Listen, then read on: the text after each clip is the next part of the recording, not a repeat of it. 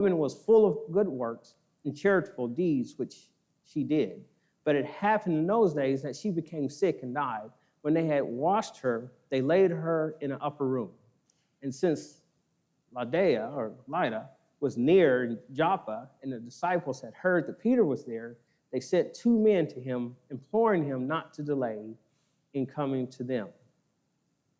This is a show of faith of the people that are in Joppa, because they say, Peter's right there. And if we know Peter's there, they didn't even, unlike when Jesus came on the scene, and there was somebody who died, and there was all this crying and lamenting and so on, and Jesus raised them from the dead. Here, these people believed that God could raise her from the dead, to the point that said, we're going to lay her here, we're going to wash her, we're going to put her up in the upper room, and we're going to go get the man of God, because they believed what could happen. And so we see the faith now of the people in the area, because they believed that she could be healed. And they said, we're going to go over here and get Peter. And so they sent people to get Peter. There in verse 39, then Peter arose and went with them. And when he had come, they brought him to the upper room. And all the widows stood by him, weeping, showing the tunics and garments which Dorcas had made while she was with them. But Peter put them all out and knelt down and prayed. And turning to the body, he said, Tabitha, arise. And she opened her eyes. And when she saw Peter, she sat up. Then he gave her his hand, and he lifted her up. And when he had called the saints and widows, he presented her alive. And it became known throughout all Joppa, and many believed on the Lord. Again, for the purpose for people to believe on the Lord. At this point, from what we know through the scriptures, after the resurrection of Christ, Tabitha is the first person that we see, and the first miracle that we see of somebody being raised from the dead after the death of Jesus. We know Jesus raised several people from the dead. The young man, he raised a girl, he raised Lazarus, and there may have been another. But this is the first time we see this happening with one of the disciples, raising someone from the dead. Just to kind of think about the Old Testament, prior to Jesus, there was, I can think of 2 that was raised from the dead. I may be missing some, but Elijah raised the widow's son from the dead. Now, if you count the story, I believe it was Ezekiel in the Valley of Dry Bones, raising all those back from the dead, that's a whole nother deal. But here we see that we have some being raised from the dead, and it's causing people to believe. Chapter 10. So we move into chapter 10. The message is to be delivered to the Gentiles. We do have the revelation of knowledge from Jesus to Ananias that Paul will be that representative that God has chosen to go preach to the Gentiles. But here we see this at verse 10. In chapter 10, but before we get into chapter 10, there's something we need to note that Jesus said. And forgive me, I don't have it, but I can look it up real fast.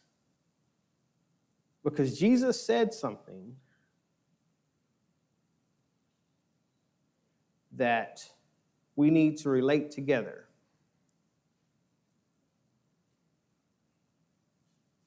And I should have had it for us. John chapter 10, verse 16. John chapter 10, verse 16. Because as Brother Boyd's been going through a study about the church and that there's no division in the body of Christ, here is something that we need to know. Because Jesus made the statement, and others make the argument out there that there can be other denominations, if you will, which there can't be.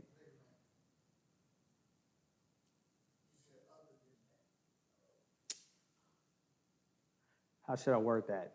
That there are assemblies out there that you can have all these different names, and that there's something else that's out there. And so in John chapter 10, verse 16, we'll start with 15.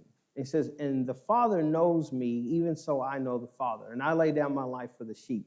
And other sheep I have which are not of this fold, them also I must bring, and they will hear my voice, and there will be one flock and one shepherd.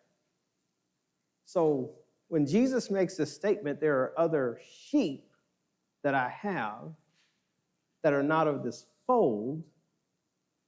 Who is being referenced there? The Gentiles.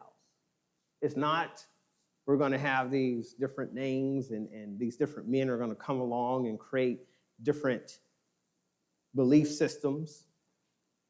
It's, and even, I won't even put that out there. And even though he references this other flock, which are the Gentiles, at the end of verse 16, he said he's bringing them together to be one flock, which is the one church, which is the one body, and they will have the one shepherd, which is Jesus. And we see this develop over in Acts chapter 10. So John chapter 10, if you want to have it easy to remember it, John chapter 10 talks about the sheep and the other fold that's going to come as one body. And then Acts chapter 10 shows us how this is developing and how God brought it together. So in Acts chapter 10, there was a certain man in Caesarea called Cornelius, a centurion of what was called the Italian regiment. Just in case we weren't sure and didn't know, he was a soldier. He's a centurion soldier in the Italian regiment. Just to kind of put that together, Rome, Italy, Romans were Italians, as we would say today. So this is the people we're talking about. Verse 2, a devout man who feared God with all his household, who gave alms generously to the people and prayed to God always. And in the 9th hour of the day, he saw clearly in a vision an angel of God coming in and saying to Cornelius. And when he observed him, he was afraid and said, "What is it, Lord?" So he said to him, "Your prayers and your alms have come up for a memorial before God. Now send men to Joppa and send for Simon, whose surname is Peter. He's lodging with Simon a tanner, whose house is by the sea. He will tell you what you must do." So before we go any further, there's a couple of things we need to recognize here. One, they come up before the Lord as a memorial. Memorial is saying God is remembering what you're. Verse 3, it goes before God.